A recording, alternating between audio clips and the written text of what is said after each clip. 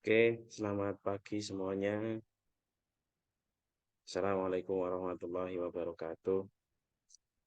Oke, kali ini Pak Rizka membantu kalian untuk persiapan menghadapi TPM yang ketiga dari kota. Itu ya, mencoba untuk membantu kalian. Tapi pada dasarnya, prinsipnya untuk soal-soal TPM yang saat ini, yang besok kalian hadapi, itu dia berprinsip pada literasi. Literasi itu bagaimana? Ya, intinya jawabannya itu bisa tertulis atau hanya terbaca begitu ya. Tertulis atau terbaca di dalam bacaan. Maka kalian benar-benar tolong dipahami apa saja bacaan yang ada pada soal itu ya. Hubungkan antara pilihan jawaban dengan literasinya. Karena itu sangat penting. Ya, model-model soal IPA itu yang ada di kota itu modelnya seperti itu. Jadi mengarah ke bagian literasi. Nah, di dalam literasi itu nanti ada konsep, kemudian ada informasi-informasi yang memang membantu kalian untuk menjawab, apa istilahnya, mencoba untuk menjawab yang ada di pilihan jawabannya, gitu ya. Nah, sekarang langsung saja ini Pak Rizka untuk share,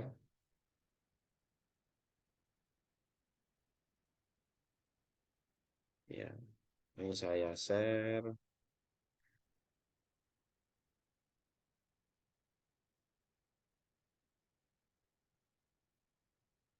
Oke, oh ya, sebentar. Ini.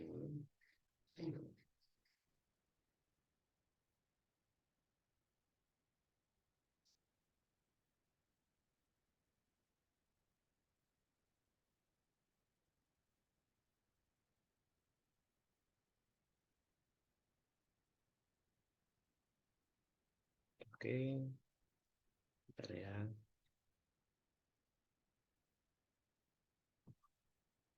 Oke, sudah terlihat ya yang ini.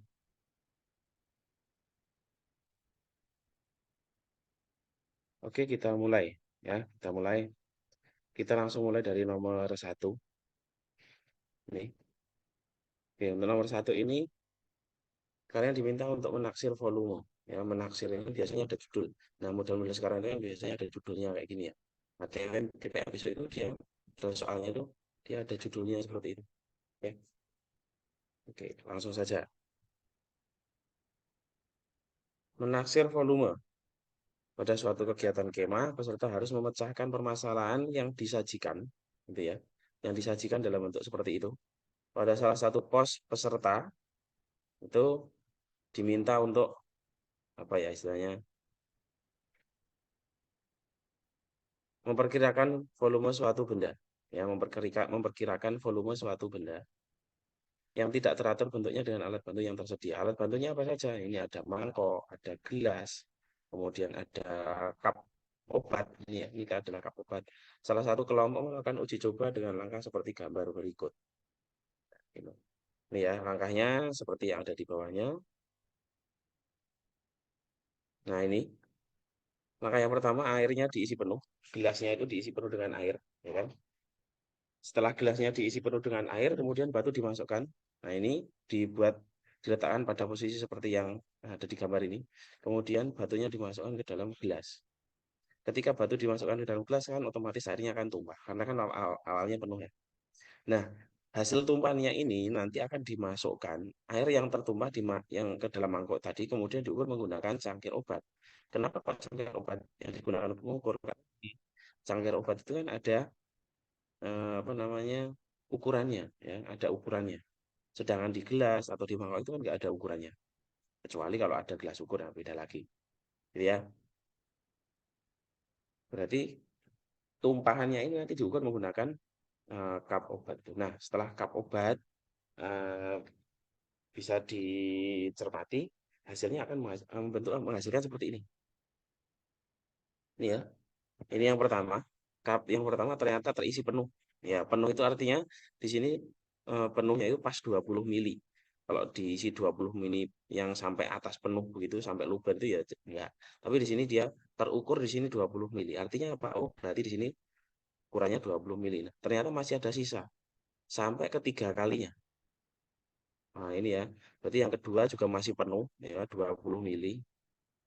Yang ketiga juga 20 mili ini ya. Nah, kemudian yang keempat ternyata tidak sampai 20 mili, artinya sisanya itu tidak sampai 20 mili. Nah, ini posisinya antara 10 sampai 15, mungkin tengah-tengahnya. Berarti kurang lebih sekitar 12,5 mililiter pertengahan begitu. Nah, pertanyaannya adalah perkiraan volume batu berdasarkan hasil pengukuran. Berarti dia pakai nih perkiraan volume batunya. Itu adalah menunjukkan volume totalnya, berarti dijumlah. Ya, ini 60 mililiter. Kemudian ditambah dengan 12,5. Berarti 72,5 mililiter. Itu maka jawabannya adalah yang C. Itu ya. Oke, berikutnya nomor 2. Perhatikan informasi berikut. Di sini ada kamper. Kamper itu kamper barus ya. Kamper barus itu kan dia awalnya zat padat yang berupa lilin berwarna putih yang agak transparan dengan aroma yang khas dan kuat. Nah, itu biasanya diletakkan di lemari, kamar mandi yang berfungsi untuk pengharum. Kemudian, pada saat digunakan tempat-tempat tertentu, kamar barus itu semakin mengecil dan akhirnya menghilang dengan menyisakan bau yang harum di sekitarnya tanpa memberikan sisa basah ini ya di tempat kapur barus diletakkan. Artinya apa? Berarti kapur barus yang tadinya padatan itu dia tidak menjadi cair kan gitu. Iya, berarti dia tidak menjadi cair. Nah, kalau tidak menjadi cair ini berarti dia menjadi apa? Nah, kalau di sini menyisakan bau, berarti kan dia mengarah menjadi gas. Artinya ada apa? Berarti proses perubahan dari padat menjadi cair. Nah, ini adalah partikel zat padatnya seperti ini adalah cair, sedangkan yang bentuknya seperti huruf R ini adalah dia bentuknya gas. Gitu. Nah, gas ini merupakan hasil akhir dari perubahan dari kapur barus. Nah, pertanyaannya, peristiwa menghilangnya kapur barus berdasarkan ilustrasi tersebut melalui proses apa? Nah, prosesnya itu kan berarti dari padat menjadi gas. Kalau padat menjadi gas itu bagaimana? Kalau cair menjadi gas itu menguap, tapi kalau padat menjadi gas bagaimana? Itu terjadi yang namanya proses sublimasi. Artinya apa? Berarti perubahan antara padat sampai menjadi gas. Itu proses penyubliman dari P sampai R. Iya, berarti jawabannya A. P ke R karena terjadi melalui proses penyubliman. Oke, gitu ya. Berikutnya, nomor 3. Perhatikan informasi berikut. Di situ ada platina. Ini judulnya platina. Platina itu adalah logam yang langka di kerak bumi. Nah, kalau kita lihat, platina itu punya sifat seperti itu.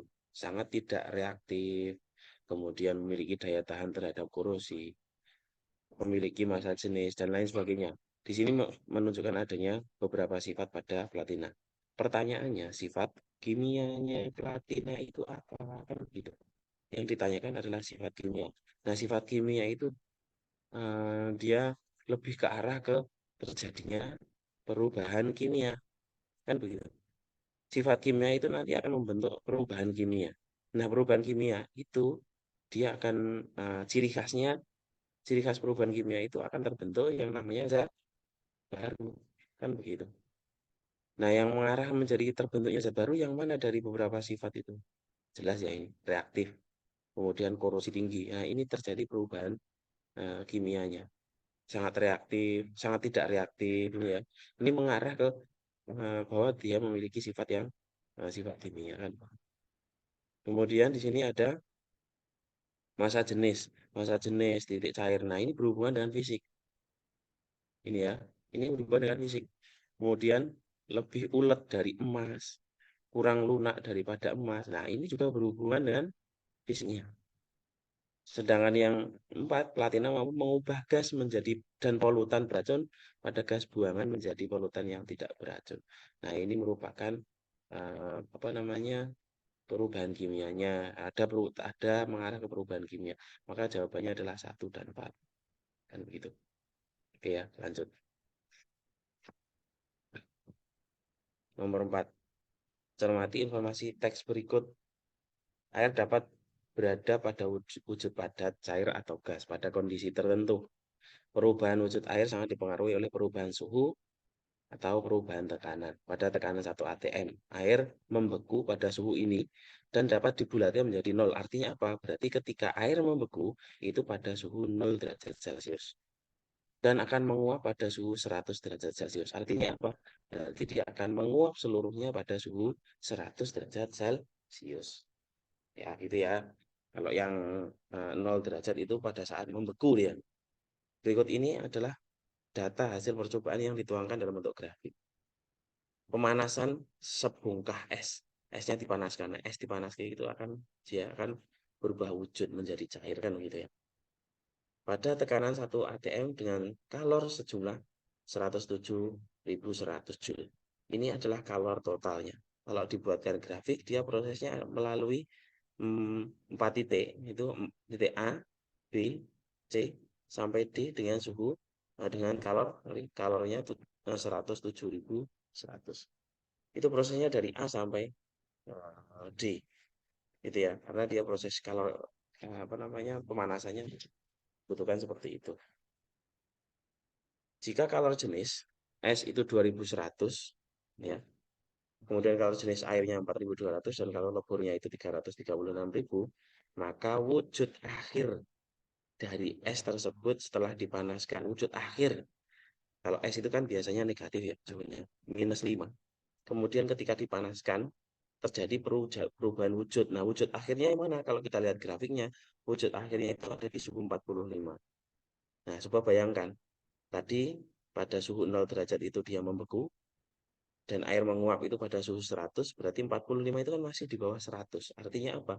Berarti dia belum menguap sepenuhnya. Gitu ya. Artinya apa? Kalau belum belum menguap sepenuhnya, berarti pada suhu 45, wujud akhir pada suhu 45 di sini, dia masih wujudnya adalah dengan cair, kan begitu. Ya. Wujudnya itu adalah cairan. Kalau wujudnya cairan berarti pilihannya antara B sama C. Nah, nanti bawahnya itu kalau nggak salah gas itu yang D. Gitu ya. Nah, berarti ya pilihannya antara B sama C. Nah, sekarang kita lihat masanya. Nah, massa itu diperoleh dari mana? Nah, sekarang kita lihat. Pada persamaan kalor, itu kan hanya ada dua cirinya, yaitu terjadi perubahan zat atau terjadi perubahan volume, kan begitu. Kalau terjadi, sorry, ada dua, dia terjadi perubahan suhu atau terjadi perubahan zat, gitu ya. Kalau perubahan suhu bagaimana persamaannya? Q sama dengan M kali C kali delta T. Nah, begitu. Kalau perubahan zat bagaimana? Perubahan zat itu ya Q sama dengan M kali L. Tidak ada delta T-nya. Nah, sekarang kita lihat nih prosesnya. Dari A ke B. Terjadi perubahan suhu atau tidak ini? Jelas ya. Grafiknya naik berarti ada delta T-nya. Kemudian B ke C tidak ada grafiknya. Grafiknya tidak naik artinya datar berarti terjadi perubahan zat. C ke D grafiknya naik berarti ada delta T-nya. Artinya apa? Berarti di situ ada proses perubahan suhu. Nah, untuk mengetahui masanya itu berdasarkan dari mana? Ya dari perubahan kalornya ini. Nah, diambil salah satu, gitu ya. Nah, misalnya nih dari A ke B kita ambil. Kalau kita lihat proses kalor yang dibutuhkan itu antara 0 sampai 2100 kan begitu. Dari A sampai B. Maka kita ambil Q dari A sampai B, dia terjadi perubahan suhu, gitu ya. Dari -5 sampai 0 berarti ya persamaannya M kali C kali delta T. Intinya begitu. Nah, kalornya itu kita munculkan berapa di situ kalor yang dibutuhkan dari 0, dari A sampai B. Ternyata 2100. Nah, gitu ya, sama dengan massa yang ditanyakan kali C-nya, kalor jenisnya pada ini adalah zatnya masih dalam bentuk zat es karena di bawah 0 derajat. Berarti ini 2100 dikalikan delta T-nya, perubahan suhunya dari -5 sampai 0. Berarti ini 5. Nah, untuk mencari M bagaimana? Ya kita konversi saja. Maka akan menjadi M sama dengan 2100 dibagi 2100 kali akan begitu. Nah, ini kita coret. Habis ya, tinggal satu ya, berarti tinggal 1/5 kan begitu. Nah, 1/5 itu sama dengan berapa? Sama dengan 0,2 kilogram. Nah, kalau kalau di sini yang ditanyakan adalah gram, kita ubah menjadi gram, yaitu 0,2 kilo itu tadi 200 gram. Maka jawabannya adalah yang B. Gitu ya. Dia berubah zat cair, kemudian masanya 200 gram. Oke ya, kita lanjutkan. Itu nomor 4. Berikutnya, perhatikan gambar komponen-komponen penting setrika listrik berikut. Ini ya, ini adalah komponen pada setrika. Kalau di dalam setrika itu ternyata kan kalau kalian melihat yang namanya setrika itu dia prosesnya ketika digunakan setrika itu kan kadang mati sendiri, hidup sendiri gitu ya. Ketika digunakan kadang mati. Artinya apa? Suhunya sudah tinggi kemudian turun. Lalu itu nanti hidup lagi, kan begitu. Nah, itu kenapa kok bisa seperti itu? Karena di sini ada bimetalnya. Bimetal itu fungsinya untuk apa? Yaitu tadi untuk memutus dan menyambungkan arus listrik. Biar pemanasnya itu tidak selalu panas terus. Nah, panas terus itu kan nanti bisa meleleh yang di setrika, ya, bisa gosong. Nah, begitu. Nah, sekarang pada persamaan ini, ya kan, pada soal ini, bimetal ini digunakan untuk mengendalikan atau mengontrol biar tidak terlalu panas pada elemen setrika. Nah, bimetal ini dia putus nyambungnya itu karena apa? Karena di situ ada dua logam, yaitu logam P dan logam Q. Nah, bentuknya kayak gini nih. Ketika ini nyambung berarti dia panas. Itu artinya arusnya mengalir. Tapi kalau dia terputus seperti ini berarti arusnya terputus juga. Nah, kenapa kok seperti ini? Karena dia terkena panas sehingga dia melengkung bimetalnya. Kalau dua lapisan seperti ini kan bimetal itu kan dua lapisan. Nah, bimetal itu kalau dia dibuat apa namanya, kepingnya itu dibuat dari logam yang berbeda, ini kalau kita lihat ya merah sama kuning begitu, itu kan artinya apa, logamnya beda. Kalau logam beda itu pasti akan bertambah panjang, itu pertambahan panjangnya juga berbeda, P dan Q-nya. Jadi P itu bertambah panjang dengan Q itu berbeda. Nah, kalau dia melengkung ke bawah seperti ini gitu ya, pertambahan panjang antara logam P dengan logam Q itu akan lebih besar dengan P, maka P itu dia lebih besar daripada Q, kan begitu. Karena apa? Ini melengkung ke bawah artinya yang atas itu molornya kan lebih panjang, ya. Memuainya lebih panjang, gitu ya. Yang atas loh ya, karena melengkungnya ke bawah. Nah, kalau melengkungnya ke atas bagaimana? Berarti yang bawah yang dia pertambahan panjangnya lebih banyak. Intinya begitu. Nah, kalau yang P itu memuainya lebih lebih besar, maka kita hubungkan dengan pertanyaan yang ada di bawahnya. Ya, ini prosesnya itu ini. Ini silakan dibaca. Nah, informasi di sini itu menunjukkan adanya proses eh, apa ya istilahnya putus nyambungnya pada bimetal itu, sehingga kalian akan memahami pilihan jawabannya kan gitu. Nah, karena di sini logam P dan logam Q yang ditanyakan pasangan logamnya itu yang mana, padahal di situ tadi antara P dengan Q itu memuainya lebih besar yang P. Artinya apa? Berarti koefisien muai panjang yang P itu lebih besar dengan daripada yang Q. Intinya begitu. Nah, sekarang yang P itu yang ini yang P, ini yang P. Ini yang Q kan gitu. Nah, sekarang dihubungkan koefisien muai panjangnya. Kalau di sini melengkungnya ke bawah, yang P yang besar berarti koefisiennya juga lebih besar dibanding yang Q. Nah, sekarang kita bandingkan. Yang A, kuningan di sini 0,17, ini 19. Nah, berarti lebih besar yang kuningan. Berarti kayak gini, salah. Ini 12 sama 26 ini juga sudah jelas salah. Kan gitu ya. Kan arahnya begitu. Padahal arahnya kan yang diminta seperti ini. Kuningan dengan lembaga naik ini 19 dengan 17 kan. Tandanya sudah beda. Begitu. Yang bawah besi lebih besar daripada baja. Nah, ini berarti salah. Berarti yang jawabannya adalah yang C. Oke ya, kita lanjutkan. Nomor 6. Indikator alami bunga karamunting. Ini ya, indikator alami bunga karamunting ya. Bunga karamunting ini merupakan bunga yang bisa dijadikan indikator alami untuk menentukan sifat asam dan basa pada suatu senyawa. Nah, caranya bagaimana? Diekstrak itu. Diekstrak itu dia Pak kita diambil ini apa namanya? Larutannya. Jadi bunga karamunting itu ditumbuk kemudian diambil peresannya ya. Begitulah ininya. Diambil peresannya kemudian diuji pada dua larutan asam dan basa.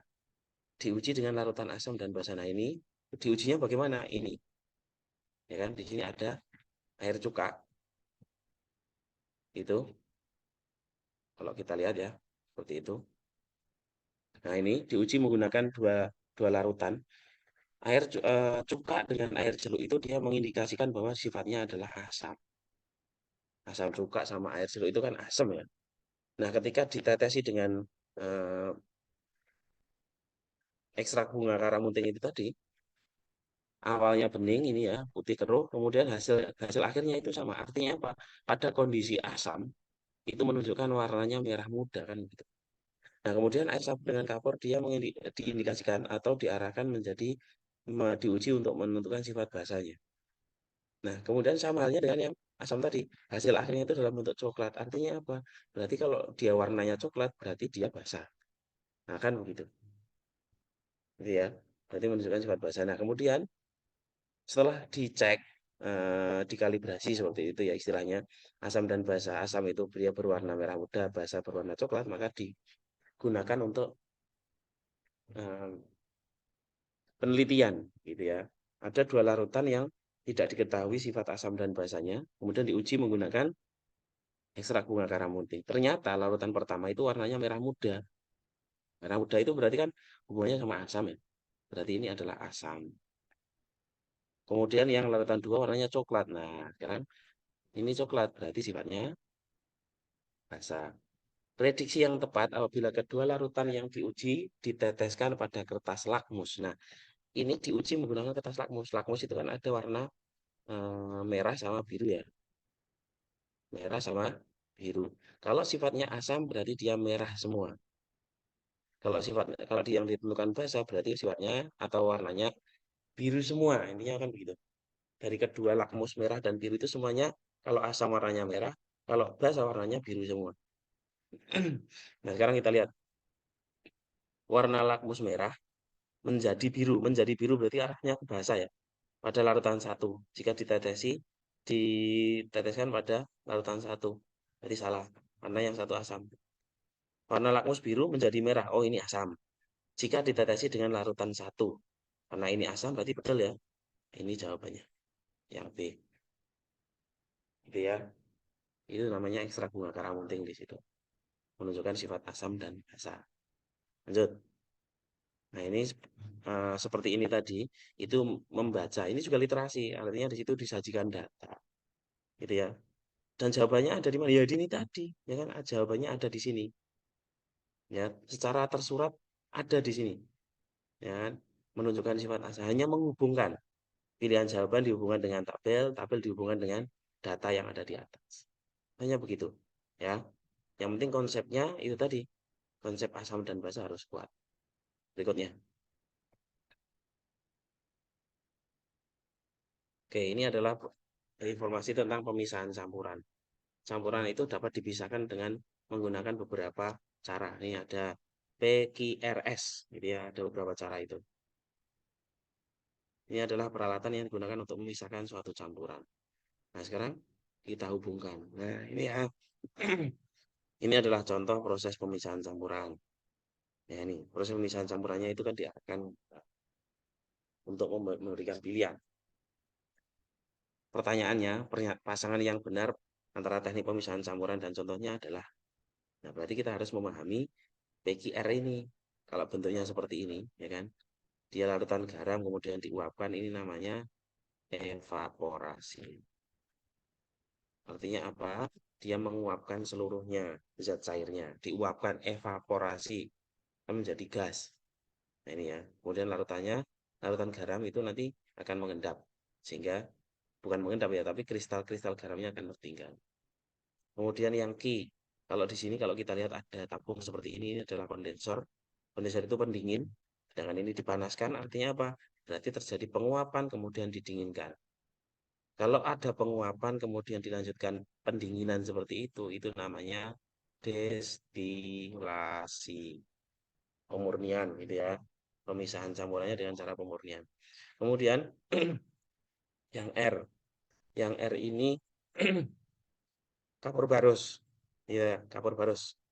Kemudian kapur barusnya itu dibersihkan gitu ya. Kemudian kapur barusnya kan menguap, tapi di sini ditahan oleh bongkahan es. Nah, bongkahan es ini dia akan terjadi juga proses pendinginan ya, sama pendinginan. Nah, proses seperti ini dari padat, kalau ini kan tadi dari cair ya, destilasi itu dari cair. Nah, kalau ini kapur barus dari padat menjadi itu akan menjadi padat lagi, menguap kemudian menjadi padat lagi, itu namanya sublimasi. Gitu ya. Prosesnya namanya sublimasi. Nah, kemudian yang es ini adalah dengan pemisahan campuran dengan cara biasanya diendapkan, gitu ya, diendapkan atau dia dibuat memisahkan dengan cara memberikan biasanya ditunggu gitu ya, ditunggu kemudian akan terpisah dengan sendirinya. Ya, kemudian itu didiamkan biasanya begitu. Tetapi saya agak lupa ini namanya prosesnya. Oke, pasangan yang benar yang mana? P dan 1P itu contohnya adalah etanol, alkohol dengan air. Alkohol, etanol alkohol dengan air itu maksudnya antara cair dengan cair kan ya. Sedangkan yang ini nanti akan menjadi garam. Jadi ada endapan berarti ini bukan. Salah yang ini. Kemudian yang Ki dengan dua. Ki itu dengan dua. Pemisahan kapur barus yang tercampur dengan pasir. Kapur barus ini dua itu kan cair semua sama gitu ya. Cair semua berarti ini juga bukan. R dengan tiga. Pembentukan garam dari air laut. Nah kebalik ya. Harusnya yang pembuatan garam dari kapur laut itu dia evaporasi. Berarti ini juga salah. Kemudian esnya, oh ini salah ya ini berarti ya. Dengan 4, pembuatan jamu yang berasal dari bahan alam. Esnya sama dengan 4. Pembuatan jamu yang berasal dari bahan alam. Nah, ini proses seperti ini juga menunjukkan adanya proses pembuatan yang betul. Gitu ya. Oke, maka jawabannya adalah yang es dan 4. Ya, kayak diendapkan, itu dipisahkan ya, dengan cairannya. Gitu ya. Nanti untuk namanya bisa kalian cari sendiri. Saya agak lupa itu namanya. Oke, berikutnya nomor 8. Nah, itu di situ judulnya atom netral. Atom netral itu maksudnya bagaimana ya? Pasti di antara dia memiliki atom yang ada di alam seperti ini. Gitu ya. Terdiri antara atom, inti atom dan elektron yang mengelilingi inti atom. Atom mengandung proton, elektron dan neutron.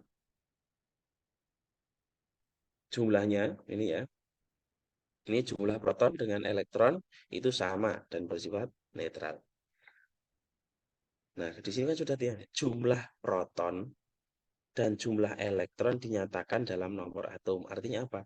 Berarti di sini ini kan nomor atom. Berarti kan kalian harus tahu, oh ini yang ini namanya nomor atom.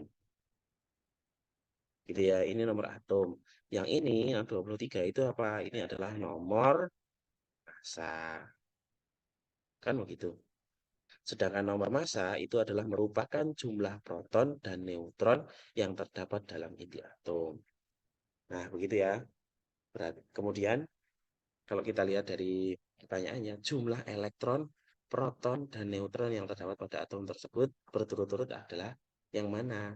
Nah, sekarang kita lihat nih, jumlah proton dengan jumlah elektron itu dia sama, ya. Jumlah proton dan elektron itu sama, itu sifatnya. Kemudian jumlah proton dan jumlah elektron itu dinyatakan dalam nomor atom. Nah, ini dinyatakan dalam nomor atom. Artinya apa? Berarti nomor atom itu sama dengan jumlah elektron dan jumlah protonnya. Ini kan begitu. Berarti jumlahnya podo. Artinya apa? Berarti nomor elektronnya 11 karena sama dengan nomor atomnya, protonnya juga 11. Yang ini yang mana? Yang A. Gitu ya. Nah, nomor yang dimaksud neutron yang mana? Nomor neutron itu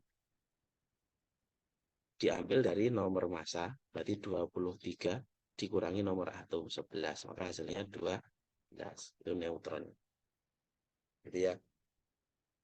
Oke, kita lanjutkan.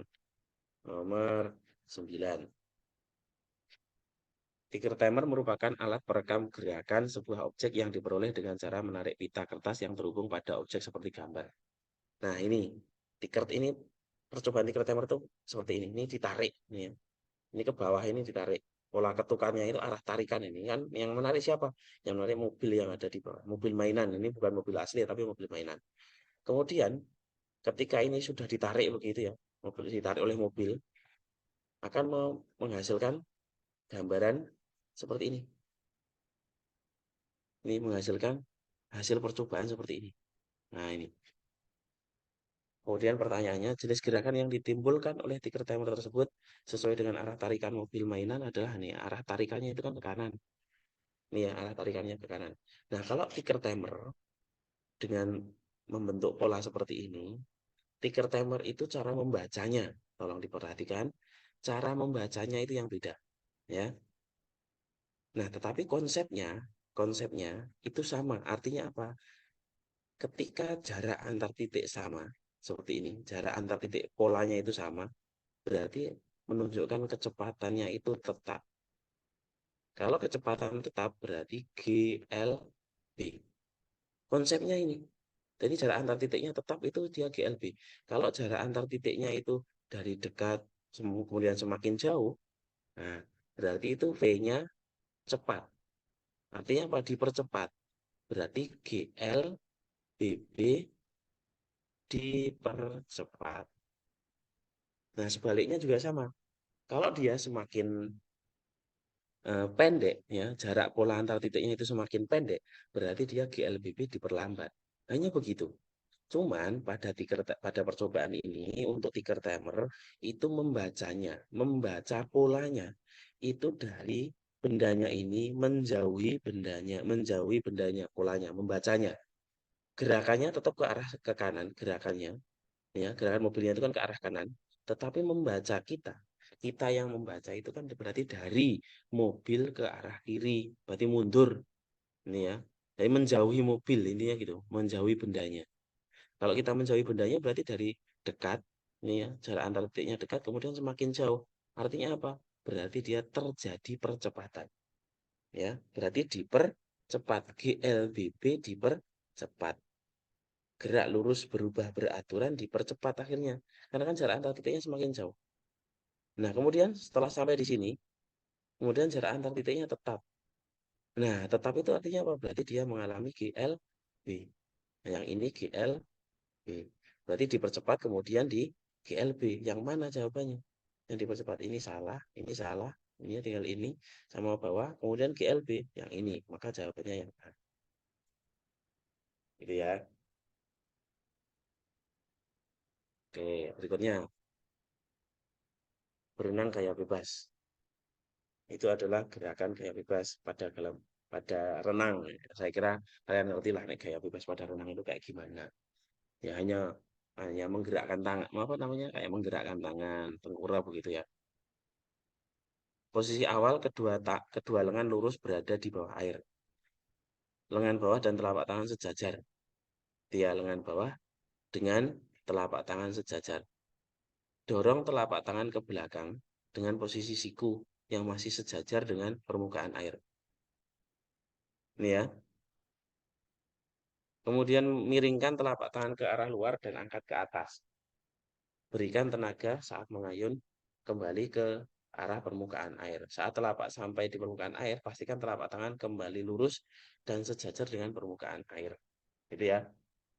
Telapak tangan kembali lurus dan sejajar dengan permukaan air. Peristiwa gerakan yang mirip yang menerapkan prinsip hukum 3 Newton dan menghasilkan gaya aksi ditunjukkan ketika yang mana? Kan gitu.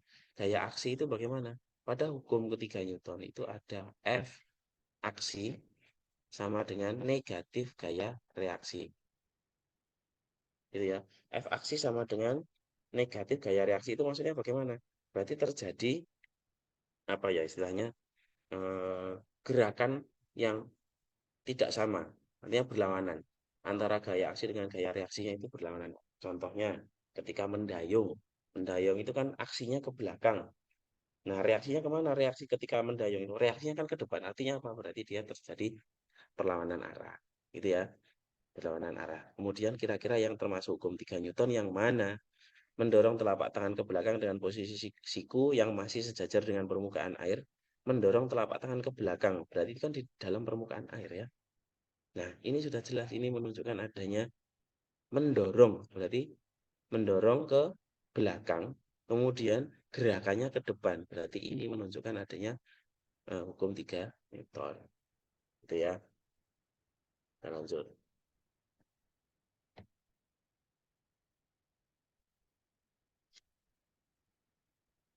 Oke, pada nomor 11. Makin rendah, makin cepat. Ya, jelas ya. Benda itu kalau jatuh semakin rendah kan, semakin rendah itu kan semakin ke bawah. Dia semakin kenceng. Ya, nek jatuh begitu. Gitu ya. Nih, benda dijatuhkan pada ketinggian tertentu tanpa kecepatan awal. Hanya dijatuhkan, tidak dilempar. Akan mengalami perubahan energi potensial seiring dengan perubahan ketinggiannya. Nah, di sini itu menunjukkan konsep loh ya ini. Bacaan ini menunjukkan konsep. Sehingga nanti kalian bisa menjawab di sini. Sekarang kita lanjut. Pertanyaannya apa sih?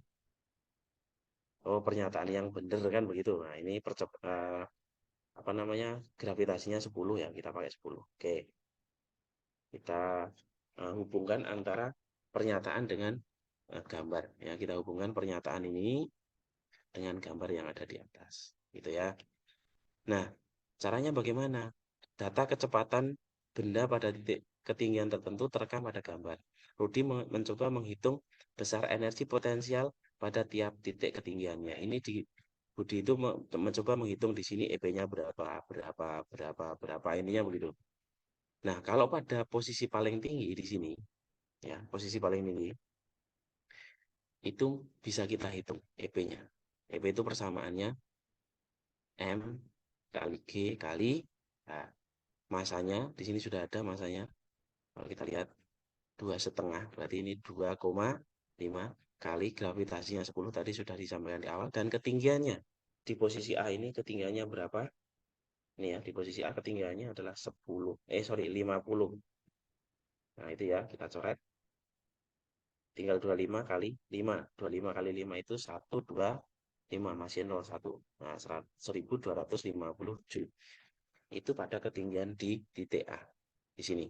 Nah, sebagai catatan, di posisi A ini, ya, di posisi A ini, EP yang dihasilkan ini tadi, ini adalah EP yang dihasilkan, itu sama dengan nilai EM-nya. EM-nya juga 1250 Joule. EM-nya pasti segitu. Nah, EM itu digunakan untuk apa? Untuk mencari energi potensial di titik B, titik C, dan titik D. Kenapa? Karena pada ketinggian paling tinggi ini, EP itu sama dengan EM nilainya, sama persis. Ya, gitu ya. Jadi EM itu sama dengan EP ketika di posisi A, tapi beda lagi dengan posisi B. Nah, sekarang di posisi B itu kan ada kecepatannya. Sedangkan EM untuk menghasilkan E kan di sini nggak diketahui ini ketinggiannya berapa. Maka kalau tidak bisa diketahui ketinggiannya ya berarti kita cari EP menggunakan EM. Padahal EM itu persamaannya EM ini persamaannya sama dengan EP ditambah EK kan begitu. Nah, kalau yang ditanyakan EP berarti sama dengan EM dikurangi EK kan begitu. Nah, EM ini nilainya itu juga sama. Selain EP sama dengan EM di titik paling tinggi, EM itu juga punya nilai sama. Nilainya akan sama ketika di posisi B, posisi C, posisi D itu nilainya podo 1250. Jadi kan di sini sudah diketahui nih EM-nya. Kan gitu. Nah, sekarang yang belum ada apa? Yang belum ada itu EK di setiap titik B, C, D ini. Berarti kita cari EK-nya. EK itu persamaannya setengah kali massa kali kecepatan dikuadratkan. Kan begitu. Jadi setengah kali masanya 2,5 kali ini 10. Berarti ini 10 kuadrat. 100 ya berarti ya. Berarti setengah. Berarti langsung aja 10 kuadrat di sini. Ini kali 100. Langsung coret aja. Hasilnya kan 50. 50, nolnya dicoret dengan ini, tinggal 25 kali 5, berarti 125 Joule. Kan begitu? Ya, 125 Joule. Nah, sekarang bersama EP yang ada di A, sekarang kita cekin. A itu kan ini. EP yang di A itu kan ini. Yang nomor 1. Kita cek energi potensial pada titik A itu 1250. Betul ya? Energi potensial di titik B 1000 Joule. Nah, EK-nya kan di sini 125. Berarti kan bisa dicari EP-nya. EP-nya dari mana? Menggunakan persamaan ini tadi. Yang ini. Itu ya. Berarti EP sama dengan EM-nya 1250 dikurangi 125. Hasilnya adalah 1125 Joule. Nah, begitu. Sama apa beda? Sama. Beda ya. Berarti ini salah. Yang nomor 2 salah. Karena nomor 3. EP di titik C itu 750. Nah, EP di titik C ini 750. Nah, sama kita cari EK-nya dulu. Ya, karena kita harus tahu EK-nya. Setengah kali masanya 2,5 kali 20 ini dikuadratkan. 20 kuadrat itu kan berarti 400 ya. 400. Nah, ini coret tinggal 200. 200 nolnya kita coret dengan ini berarti 2 kali 2 4 tambah 0 1 4. Sorry. 25 kali 2. Nah, ini hasilnya 200 ya. Ini nolnya kita coret dengan ini 25 kali 2. Berarti kan sama dengan 50 tambah 0 1 500 Joule. Kan gitu. Nah, dari sini kan ketemu EK-nya. Nah, kita gunakan untuk mencari EP-nya. EP-nya berarti 1250 dikurangi 500. Hasilnya 750 Joule. Nah, ini berarti betul ya. Nah, berarti yang betul jawabannya 1 dan 3. Nah, ketemu ya di sini. Jawabannya 1 dan 3. Oke, coba kita lihat pilihan jawabannya 1 dan 3. Jawabannya C. Nah, begitu ya. Jawabannya C. Nah, ini ya. Satu lagi, nanti setelah ini kita lanjutkan di video berikutnya ya. Perhatikan bacaan berikut. Posisi bulan yang selalu berubah setiap saat terhadap bumi dan matahari. Sehingga muncul fenomena seperti fase bulan, pasang surut air laut, dan gerhana matahari atau gerhana bulan. Begitu ya. Nah, ini bulan itu kan mengelilingi begini. Ya, mau mengitari begitu. Ya. Nah, sekarang kita lihat nih pilihannya. Rizky dan anggota kelompoknya menganalisis fenomena yang terjadi ketika bulan berada pada posisi yang ditunjuk pada gambar. Posisi bulannya seperti itu. Hasil analisisnya bagaimana? Nah, sekarang kita lihat. Ini pertanyaannya mesti ini milih milih di antara keempat ini, kira-kira yang betul yang mana? Intinya begitu. Nah, sekarang kita hubungan empat pernyataan itu dengan yang ada di gambar. Gitu ya. Rizky dan anggota kelompoknya menganalisis fenomena yang terjadi ketika bulan berada pada posisi yang ditunjukkan oleh gambar. Hasil analisisnya bagaimana? Ini ya, hasil analisisnya adalah orang yang berada di bumi melihat bulan dengan penampakan separuh bagian terang di sebelah kanan. Jadi posisi seperti ini. Di sini, bulannya di sini. Berarti orangnya kan di sini, menghadapnya ke sini, menghadapnya ke bawah. Ini penampakannya separuh bagian terang itu di sebelah kanannya. Otomatis kan kanannya di sebelah sini ya, ini kanan. Berarti yang bagian kanan dia terang. Kenapa? Karena dia cahaya mataharinya dari sini. Berarti ini pernyataan yang betul. Permukaan air laut di daerah 3 mengalami pasang naik paling tinggi. Daerah 3 pasang naik paling tinggi. Nah, ini salah. Yang pasang naik paling tinggi itu ada di mana? Ada di 4 atau di posisi 2. Gitu ya. Tapi lebih jelasnya di posisi 4. Ketika bulan itu berada di sini, ini atau di sini. Itu namanya pasang purnama. Kalau ini salah, gitu ya. Nomor 2 salah. Orang yang berada di daerah 4 melihat penampakan bulan yang sama dengan orang di daerah lain. 4 dengan bulan di daerah yang lain itu sama. Betul ya? Ini menunjukkan adanya bahwa bulan itu ketika berada di posisi itu nanti orang itu kebanyakan dia melihat penampakan bulan yang sama. Gitu ya. Itu, maka nomor 1 dan 3 itu betul. Ini ya, 1 dan 3. Kemudian yang nomor 4 permukaan air laut di daerah 2 mengalami pasang naik karena pengaruh gravitasi. 2, dia mengalami pasang naik karena pengaruh gravitasi. Gravitasi apa kan nggak ngerti. Kan di sini tidak ada apa namanya, pergerakan bulan pun juga tidak sampai di sini. Gerakan bulannya hanya di sini. Berarti dia tidak mengalami gravitasi, tidak terjadi pasang naik. Berarti ini salah. Maka jawaban yang betul adalah 1 dan 3. Ya, 1 dan 3 jawabannya. Oh ya ada jawabannya B. Gitu ya. Oke. Oke, mungkin itu eh, tahap yang pertama, part yang pertama. Untuk selanjutnya bisa kalian pahami, ya, kalian cermati nanti di video berikutnya, nomor berikutnya. Jangan lupa ya, nanti kita sambung lagi. Dadah, saya akhiri dulu.